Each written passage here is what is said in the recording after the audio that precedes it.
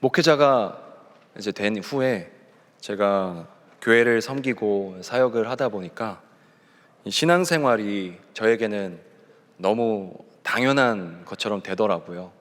저의 일상을 보면은 늘 제가 교회에 매일 출근을 하고, 또 제가 생각하는 것, 또 제가 하는 일들 모두가 이 교회와 관련된 것이고, 또 신앙생활과 관련된 것이다 보니까 어쩔 수 없이 저의 삶의 많은 영역이 그냥 신앙생활이 되어버려서 삶과의 신앙이 정말로 뗄 수 없는, 교회와 저의 삶의 영역이 따로 분리가 되지 않는, 말 그대로 신앙생활이, 저의 그런 신앙적인 부분들, 또 교회 생활이 저에게 삶의 많은 일부분이 되었던 것 같습니다. 그러다 보니까 이 신앙생활이 저의 삶의 영역에 너무 당연한 것처럼 되어버린 거예요. 어느 순간 돌아보니까 저에게는 너무 당연한 거더라고요. 오늘 주일만 해도 저는 여기 와서 교회를 섬기고 말씀을 전하는 게 저한테는 당연한 것이고 해야 할 일이잖아요. 만약에 제가 여기서 갑자기 없어져 버린다거나 갑자기 출근을 안 한다거나 하면 큰일이 나니까 저한테 이것이 너무 당연한 것이 됐죠. 그러다 보니까 어느 순간부터 감각이 조금씩 무뎌져 가는 것 같더라고요. 이것이 특별하거나 소중한 것으로 느껴지는 것이 아니라 늘 반복되는 것, 나에게 늘 일상적인 것이 되어버리다 보니까 저의 감각마저도, 영적인 감각이 무뎌져 가는 것을 느끼게 되었습니다. 영적 무감각이라고 할까요? 이런 것을 어떻게 보면은 나에게 지금 하나님으로 인한 기쁨이 충만한가, 내가 정말로 주님의 은혜 안에 거하고 있는가 라는 것들이 중요해지지 않고 그냥 매주 반복되는 것들, 그냥 당연한 것들이 그냥 되어 있는 것이죠. 해야 하는 일이고 당연한 것이고 익숙한 것이니까. 그래서 어느샌가 저의 신앙생활이 이렇게 막 날마다 간절하고 달콤하고 귀하고 소중하고 애틋하고 그런 것들이 아니라 이 신앙생활이 저에게는 의무적으로 또 반복적이고 그런 하는 것들로서 대부분이 채워져 있는 것을 보게 되었습니다. 그래서 시간이 지나가면서 어느 순간 껍데기만 남아있는 그런 공허함들이 제 안에 이렇게 있는 것을 보게 되더라고요. 사랑하는 엑스브리지 여러분, 이러한 어떤 신앙적인 의무감으로 인해서 또는 습관적인 신앙으로 인해서 어떤 형식적인 신앙으로 인해서 겪고 있는 그런 어려움들, 그런 문제점들은 교회에서 한 주간의 시간을, 대부분의 시간을 보내고 있는 저의 문제뿐만 아니라 사실 이 자리에 앉아 계시는 모든 이들, 저와 여러분의 그런 문제이지 않을까 싶습니다. 우리 모두가 신앙생활이 어느 순간 나에게 더 이상 감격이 되지 못하고 특별한 기쁨이 되지 못하고 그냥 당연한 것처럼, 일상적인 것처럼 느껴지는 그런 영적 무감각함, 그런 것들이 저와 여러분이 겪고 있는 신앙생활의 주된 문제 중에 하나가 아닐까 싶습니다. 여러분들은 어떠신가요? 지금 여러분들의 신앙은 날마다 감격과 기쁨으로 차 있나요? 아니면 그저 지난주에 왔듯이 오늘 와 있고 또 일주일 후에 다시 늘 오듯이 신앙생활을 하고 있는 그런 상황이실까요? 저는 저와 여러분들이 이런 영적인 무감각함으로 인해서, 영적으로 무뎌지는 것으로 인해서 이제 기쁨과 그런 감격들이, 신앙에서 그런 기쁨과 감격이 없어져 가고 있는 것들을 다시 한번 돌아보고 우리가 그런 감각들을 깨워내며 나의 삶 가운데, 나의 신앙 가운데 감격을 회복할 수 있는 그런 시간이 반드시 찾아와야만 되지 않을까라는 생각이 듭니다. 이런 신앙, 우리가 만족이 없는 신앙을 봤을 때 그것은 우리가 이 세상 가운데 하나님만으로 충만하기엔, 하나님만으로 내가 충분하다 여기기엔 이미 나의 입맛이 세상에 너무 맞춰져 있는 거예요. 세상의 다른 자극적인 맛에 나의 입맛이 길들여져서 거기서 주는 것들이 나의 만족을 채우다 보니까 이제 더 이상 내가 말씀이나 찬양이나 기도와 같은 그런 무난해 보이고 당연해 보이는 것들을 해도 세상에서 주는 만족이나 특별한 기쁨보다 이게 덜한 것처럼 느껴지는 거예요. 특별해 보이지 않고 나에게 엄청난 감격이나 기쁨을 불러일으키지 못하는 것처럼 느껴지는 것입니다. 이런 말씀이나 찬양이나 예배가 요즘 하는 말로 나의 도파민을 자극하지 못하고 있는 거예요. 우리의 도파민을 잘 자극하지 못하고 있다고 느끼는 거 아니겠습니까? 이러한 영적인 무감각이나 불만족은 지속되면 매우 위험한 상황에 이르게 됩니다. 우리가 기쁨과 만족이 없는 채 계속 반복만 해야만 하는 그런 억지로 하는 과정들은, 습관적으로 하는 과정은 우리 가운데 행복함이 없죠. 신앙생활을 돌아봤을 때 행복이 없게 됩니다. 그럼 우리는 불행한 것에 대해서 지속력이 매우 떨어져요. 우리는 불행한 것을 오래 참을 수 있는 사람들이 아닙니다. 본능적으로 자연스럽게 우리는 행복을 원하죠. 그러니까 불행한 것, 이렇게 행복하지 않은 것들은 우리가 오래 갈 수가 없어요. 그렇다면 언젠간 중단되어 버리겠죠. 우리의 신앙생활이 언젠간 중단되어 버릴 수도 있는 위기에 처하는 것입니다. 이런 영적인 무감각과 무감격의 문제를 해결하지 못한다면 저와 여러분은 이제 지루하게 느껴지는 이 신앙생활을 내가 도저히 평생토록 할 자신이 없다. 어떻게 이걸 지금까지 내가 20년 동안 또는 거의 25년, 30년 가까이 해왔는데, 이렇다면 앞으로 남아있는 나의 삶 가운데 30년, 40년 이 남아있는 일생 동안 이런 신앙생활을 계속해서 반복해 나갈 자신이 없다. 이건 너무 지루하고 지칠 것만 같다라는 생각이 혹시 들지는 않으신가요? 우리가 우리의 감각이 되살아날 수 있게 되기를 소망합니다. 하나님을 생각했을 때, 또 우리가 신앙생활을 할 때 내 안에 감격과 기쁨이 느껴지는 그런 은혜가 저와 여러분에게 임할 수 있기를 소망합니다. 살아가면서 우리가 큰일 났구나, 이거 정말 위기구나 하는 것들은 어쩌면 나의 삶에 진짜 어려움이 찾아왔을 때, 내가 고민이 되고 힘든 일이 찾아왔을 때가 아니라 정말로 위기는, 정말로 큰일 난 상황은 그런 내가 아무것도 느껴지지 않을 때, 내가 영적으로 무감각해지고 무감격인 상황일 때가 더 위기이지 않을까 싶습니다. 오늘 말씀에 등장한 히스기야 왕이 있어요. 히스기야 왕은 이런 이스라엘의 당시에 처했던 영적인 무감각과 그런 무감격의 상황에서, 그런 영성들에서 이제 다시 감격스럽고 기쁨이 충만한 영성으로 회복시키는 모습을 보여줍니다. 근데 어떻게 그런 일이 가능할 수 있었을까요? 그는 어떻게 이스라엘 백성들 가운데 그 무감각하고 이제 더 이상 기쁨이 느껴지지 않고 감격이 없는 그 신앙생활에 어떻게 그들에게 다시 영성의 그 기쁨과 충만함을 가져올 수 있었을까요?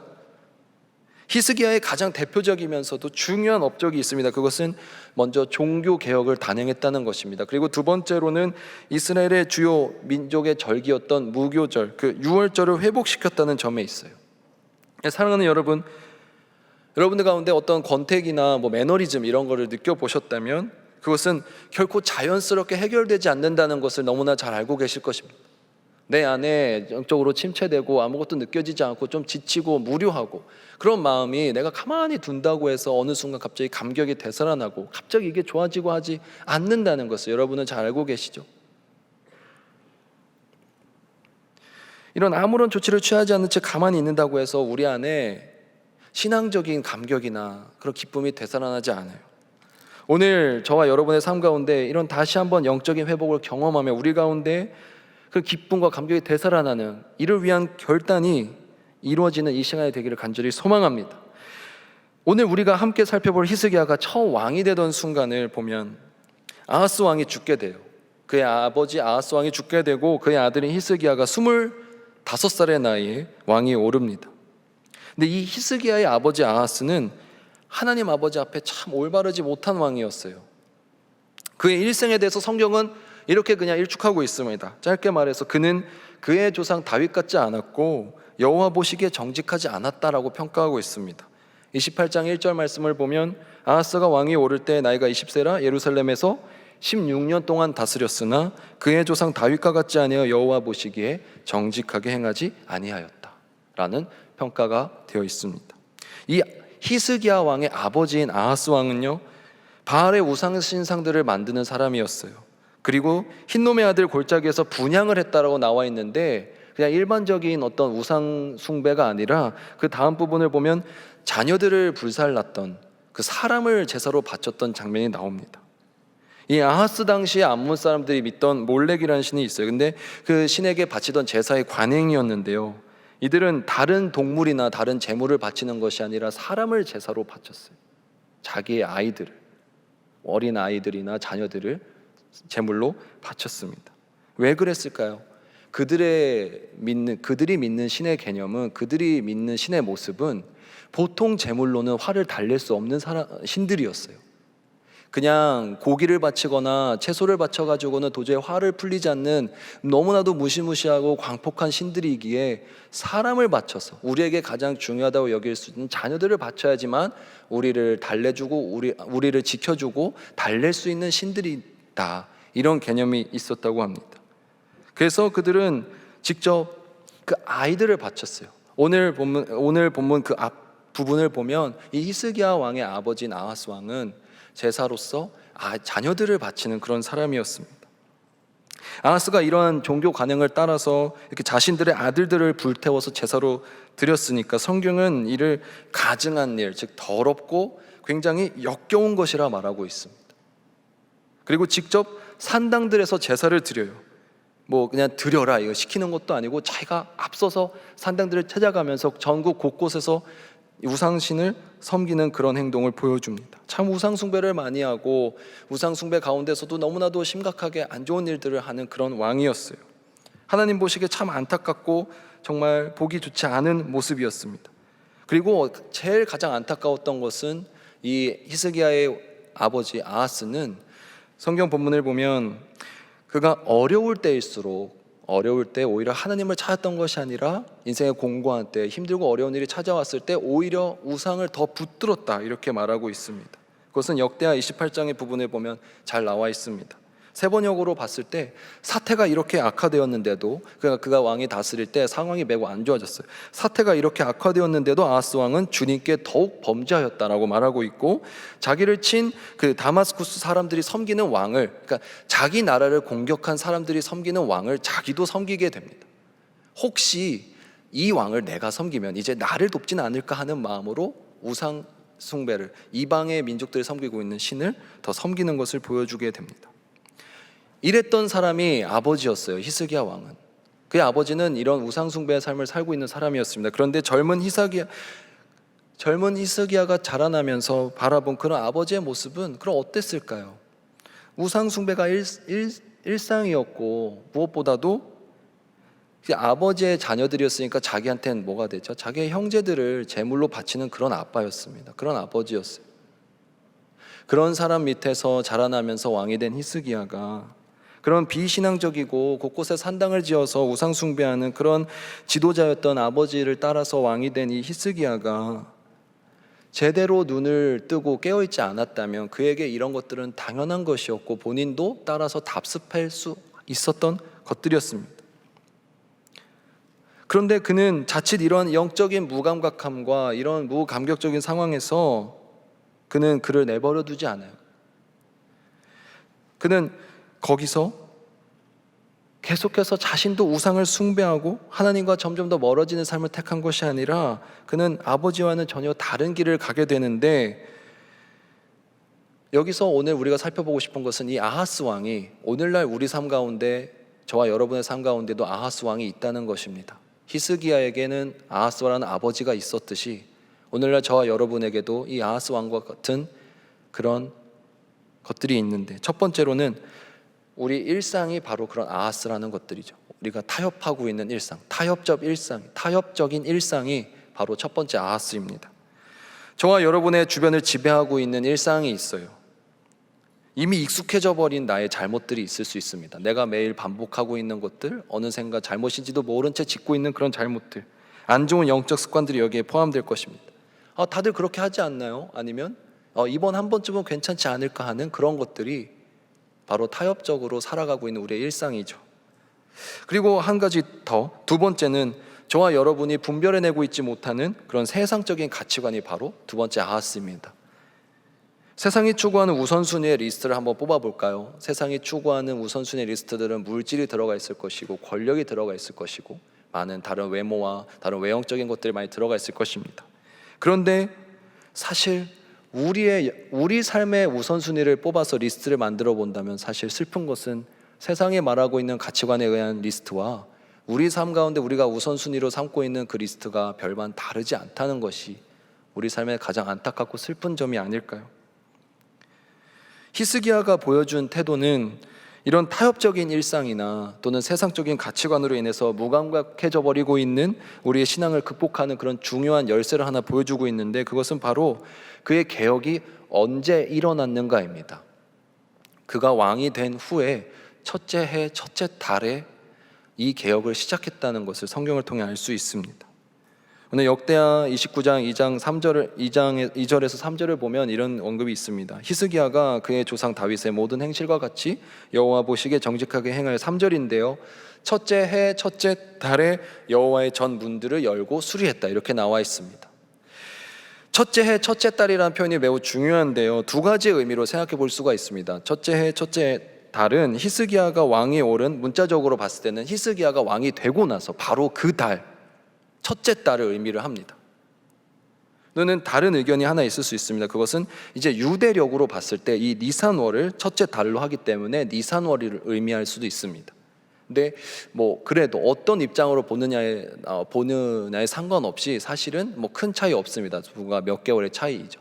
근데 성경적으로 분명히 기록되어 있는 것은 첫째 해 첫째 달에 이것을 했다는 것은 분명합니다. 그렇다면 공통적인 의미로 히스기야의 상당히 통치 초반에 그는 이러한 종교 개혁을 단행했다, 성전의 보수 작업을 단행했다는 것은 확실합니다. 그렇다면 사랑하는 엑스브리지 여러분, 그가 왕이 되고 나서 첫째 해 첫째 달에 이 일을 했는데요, 그 이유가 저는 과연 이 히스기야 왕이 급해서 이 성전 보수를 첫째 해 첫째 달에 했을까요? 아니면 중요해서 첫째 해 첫째 달에 했을까요? 여러분은 어떻게 생각하시나요? 저는 여기에 우리 삶의 신앙적인 무감각과 이런 감격이 없는 것을 극복하는 하나의 열쇠가 있다고 생각합니다. 그것은 우리가 살아가는 데 있어서, 신앙적으로든 삶에 있어서든 우리는 급한 것을 하고 있는가 아니면 중요한 것을 하고 있는가, 그것을 돌아볼 수 있었으면 좋겠습니다. 신앙적으로도요. 우리가 살아가면서 많은 경우에 급한 것을 먼저 택하고 살아가고 계시진 않은가요? 그러나 말씀드리고자 하는 것은 여러분 삶 가운데, 저와 여러분의 삶 가운데 급한 것과 중요한 것은 분명 다르다는 것입니다. 근데 우리는 늘 급한 것을 먼저 하면서 살아가요. 중요한 것을 먼저 하는 대신에. 우리 신앙 가운데 있어서 한번 돌아볼까요? 우리가 예배를 드리고 신앙생활 하는 데 있어서 어떤 중요하게 해결해야 될 일이 있거나 어떤 나한테 더 중요한 지금 급한 일이 있다 보면 그것을 먼저 하게 되지 않던가요? 예배 시간을 조정할 수도 있고, 또는 내가 신앙생활을 하고 있는 섬김의 일정들을 조절해 가면서 급한 것들을 하고 있을 텐데, 사실 우리가 중요한 것은 우리 삶에 급한 것들이 중요한 것이 아니라 정말 중요한 것을 먼저 해야 한다는 것을 우리가 기억했으면 좋겠습니다. 저는 이 말씀이 비록 히스기야의 마음을 다 담고 있지는 않지만, 히스기야 왕은 단순히 급해서 이것을 빨리 선결해야 되는 문제라서 첫째 달에 성전 보수를 한 것이 아니라, 그의 삶에 있어서는 이 하나님의 문이 닫혀 있는, 다 쓰러져 가고 안에 너무나도 엉망진창이 되어 있어서 제사조차 드려지지 않고 절기가 하나도 지켜지지 않고 있는 엉망진창의 신앙생활을 빨리 고치는 것이, 빨리 회복시키는 것이 너무나도 중요했기 때문에, 급한 것이 아니라, 급해서였기 때문이 아니라 중요한 것을 먼저 했다고 저는 믿습니다. 이 성전을 먼저 보수했던 이유는 그의 아버지와 연결되어 있습니다. 아하스 왕은 자신의 그 통치 시기에 그 성전을 다 닫고 오히려 다른 우상 숭배를 하는 것을 보여줍니다. 아하스 왕이 자신의 나라를 공격한 다메섹 사람들이 믿고 있는 그 신을 섬기면 이제 그 신이 나를 도와주겠지 하는 마음으로 하나님의 성전 안에 있는 모든 기구들을 다 모아서 버려요. 부셔버립니다. 그리고 성전 문을 닫아버려요. 이제 더 이상 하나님을 섬기지 않겠다는 것을 의미합니다. 이제 하나님과 소통하는 것이 아니라, 예배를 하나님께 드리는 것이 아니라 다른 신에게 드리겠다 하면서 모든 성전 문을 닫아버리는 행동을 합니다. 그리고 나서 이 아하스가 죽게 되고 히스기야가 왕이 될 때까지 성전 문은 열리지 않아요. 예배가 드려지지 않습니다. 신앙생활이 지속되지 않아요. 계속 단절되어 있었던 상황이었습니다. 그러니까 그리고 나서 이 히스기야가 왕이 되었을 때는, 그래서 그때서야 비로소 다시 성전 문이 열리게 되는 것이죠. 성전문을 열고 하나님과의 관계를 회복하는 것이 시급하다. 그것을 우리가 기억했으면 좋겠습니다. 사랑하는 여러분, 영적 무감각이 우리를 늘 괴롭혀요. 여러분들 삶 가운데 감격이 많이 없을 것 같습니다. 저 또한 그러니까요. 우리가 신앙생활을 어느 순간 나에게 너무 익숙하고 당연한 것들이 되어 있어서 또는 해야만 하는 것처럼 느껴지기 때문에 우리 신앙이 많이 감격이 없을 때가 있습니다. 근데 그것의 시작을 우리가 먼저 나의 삶 가운데 진짜 급한 것보다 중요한 것이 무엇인지를 다시 한번 돌아볼 수 있었으면 좋겠습니다. 사랑하는 여러분, 이제 예배를 마치면 이제 이후에 많은 일정들이 그리고 할 일들이 여러분들을 기다리고 있을 거예요. 근데 그때 그 일을 대하는 여러분의 자세가 이 일의 시급성을 따지기보단 이 일의 중요성을 따지셨으면 좋겠어요.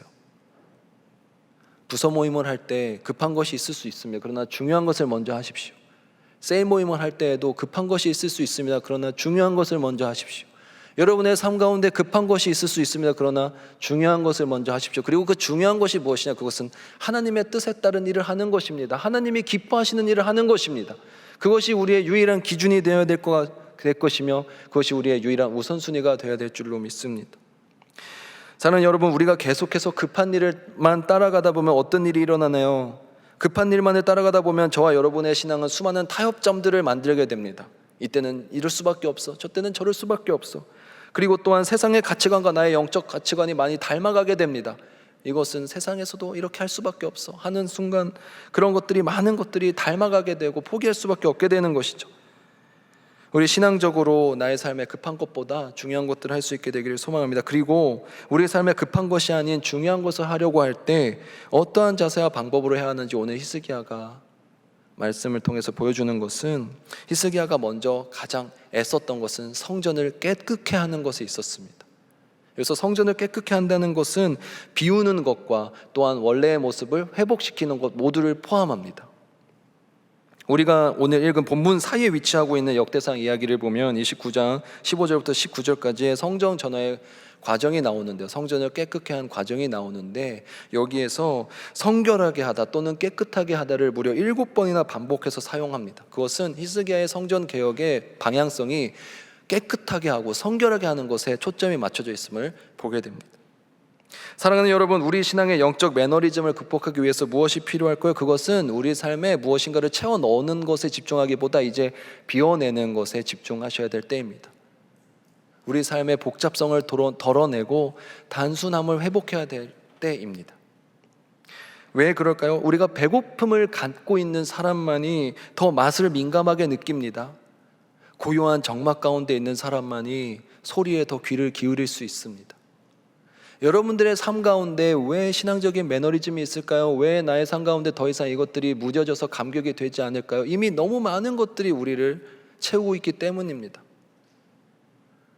저는 우리 삶 가운데 많은 유튜브 영상들과 많은 신앙적인 서적들과 많은 내용들, 많은 우리가 접하고 있는 컨텐츠들이 나쁘다는 얘기를 하는 것이 아닙니다. 그러나 그런 것들이 많아지고 많아질수록 우리에게 너무 많은 것들이 채워져 있을수록 오히려 우리 가운데 영적인 무감각이 생겨나고 어떤 것들을 접할 때 감격을, 기쁨을 느끼지 못할 수 있다는 것이죠. 우리 가운데 많은 것들을 다시 내려놓고 정말로 붙잡아야 될 것들 한두 가지만 다시 집중하실 수 있었으면 좋겠습니다. 한 주를 보내시면서 너무 많은 것을 읽거나 너무 많은 것을 보려고 하지 않아도 됩니다. 그것은 오히려 불안하니까, 자꾸 뭔가 내가 느껴지지 않으니까 오히려 하게 되는 행동일 수 있습니다. 우리의 신앙생활 가운데 필요한 것은 정말로 필요한 것 한 가지를 붙잡고 나아가는 것이 더 필요합니다. 그저 화려하고 대단해 보이지 않아도, 지금 당장은 자극적인 것이 없어 보여도, 나한테 큰 감동이나 울림이 없는 것처럼 느껴 보여도, 그러나 한 가지에 집중해서 나의 마음을 좀 비워내고 정돈하는 것에 집중하셨으면 좋겠습니다. 그럴 때만이 오히려 우리 가운데 기쁨과 감격이 더 크게 느껴질 줄로 믿습니다. 그리고 마지막으로 중요한 것은 오늘 제목에 다시 7일이라는 뜻인데요. 여기서 다시 7일은 무엇이냐면은 이제 히스기야 왕이 무교절을 다시 한번 회복시키게 됩니다. 이스라엘 백성들이 굉장히 이 일주일을 이제 기쁘게 드려요. 이 절기를 회복한 것에 너무 기뻐합니다. 역대하 30장 21절에 보면 예루살렘에 모인 이스라엘 자손은 크게 기뻐하면서 이레 동안 무교절을 지켰다, 이렇게 나옵니다.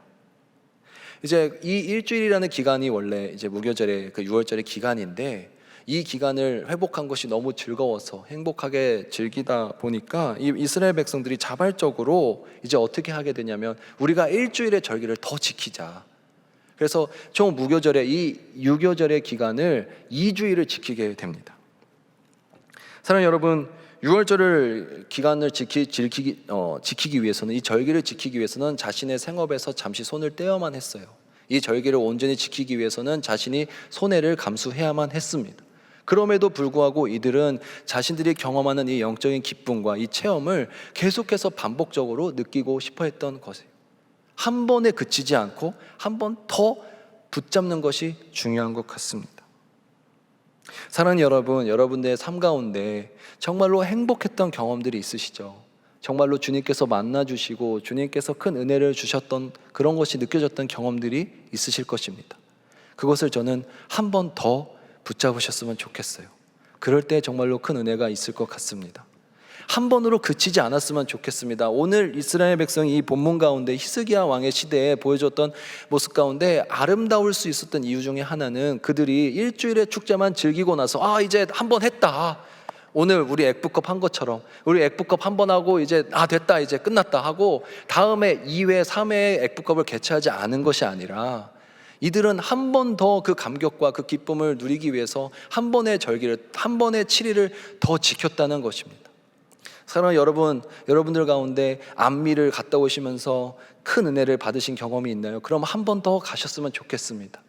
사랑하는 여러분들 가운데 농선봉을 갔다 오셨을 때 정말 좋은 추억이 있으셨나요? 그럼 한 번 더 가셨으면 좋겠습니다. 사랑하는 여러분들 가운데 셀리더로 섬기는 시간이 행복하셨나요? 임원단으로 섬기는 시간이 행복하셨나요? 그렇다면 한 번 더 그 시간을 경험해 보셨으면 좋겠습니다. 그럴 때 이 신앙적인 기쁨과 감격들이 내 삶에 정말로 체험이 되고 정말로 내 것이 되는 것이지, 우리가 한 번의 경험만으로는, 단회성의 경험만으로는 그것이 내 안에 축적이 되지 않습니다. 우리가 한 번 더 그 경험을 붙잡고 나가셨으면 좋겠어요. 예배의 시간을 통해서 은혜를 누리셨다면 다음 주 예배까지 한 번 더 기대하며 나아가셨으면 좋겠습니다. 거기서 멈추지 않고 한 번 더 하는 마음으로 한 걸음씩만 더 뛰셨으면 좋겠습니다. 우리 어제 액부컵 할 때, 풋살 대회 할 때 우리 지체들이 서로 독려해 줄 때 하는 말이 있는데요, 아마 어제 뛰었던 지체들은 기억할 텐데 뭐라고 서로 격려하죠? 한 걸음만 더 뛰자고, 한 발짝만 더 뛰자고 합니다. 사는 여러분 가운데 우리가 한 번 더 나아갈 수 있었으면 좋겠습니다. 여러분들의 신앙적인 경험 가운데 한 번 더 하실 수 있으면 좋겠어요. 한 걸음만 더 뗀다는 마음으로, 내가 이번 일주일만 한 번 더 지내본다는 마음으로 지켜보셨으면 좋겠습니다. 우리가 삶 가운데 6걸음을 걸어가는 것 중요하지만 6걸음 걷고 나서 한 번 걸어보니까 좋더라 하고 끝나는 것이 아니라 그 다음 주에도 한 번 더 걸어보셨으면 좋겠습니다. 내가 영의 신앙이 되지 않게 위해서 주님 앞에 더욱더 은혜를 쌓아가는 일주일로 보내봤다 하면 이제 이렇게 해보니까 좋더라로 끝나는 것이 아니라 그 다음 주에도 그것을 더 계속 도전해 가시고 한번 결단해 보셨으면 좋겠습니다. 그 가운데 우리가 정말로 매너리즘과 이런 무감각에서 깨어나서 날마다 기쁨과 그 감격이 우리 신앙 가운데 있게 되기를 소망합니다. 시간 함께 기도하시겠습니다. 사랑의 하나님 아버지, 우리 삶 가운데 많은 무감각과 그 감격이 없음을 고백합니다. 우리가 신앙생활을 하게 되면서 이제는 너무나도 당연해지고 또 일상이 되어버려서 나의 삶 가운데 이제 더 이상 새롭게 느껴지지 않고 이것이 나에게 큰 감격으로 다가오지 않을 때가 많음을 고백합니다. 그러나 주님, 이럴 때일수록 우리가 다시 한번 주님 바라볼 수 있게 되기를 소망합니다. 이것이 문제인지조차 깨달지 못하고 살아가는 것이 아니라 내가 지금 정말 위기이구나, 내가 정말 지금 위험한 상태이구나, 이것을 깨닫게 해주시고 우리가 삶 가운데 주님, 제 마음 가운데 신앙적인 감격과 기쁨을 회복시켜 주시옵소서 하는 간구가 우리 가운데 있기를 소망합니다. 주님, 우리 가운데 이제 많은 것을 쌓고 많은 것을 채우기보다 내 안에 많은 것을 내려놓고 비워냄으로써 주님께서 주시는 그 한마디 달콤한 정말 꿀과 같은 말씀이 내 안에 들리게 해주시고 정말 세상의 시끄러운 많은 소리들을 잠시 내려놓고 주님께서 들려주시는 그 작은 음성, 세밀한 음성 가운데 우리가 그것을 들을 수 있는 은혜 또한 베풀어 주셔서 우리 신앙이 날마다 작지만 소소하지만 그런 감격들로 넘쳐날 수 있는 우리 신앙이 되게 하여 주시옵소서. 모든 것 주님께 맡겨드리며 이 모든 말씀 우리를 사랑하시는, 또한 우리에게 늘 신앙적인 감격과 기쁨을 주기를 원하시는 예수 그리스도의 이름으로 기도드립니다. 아멘.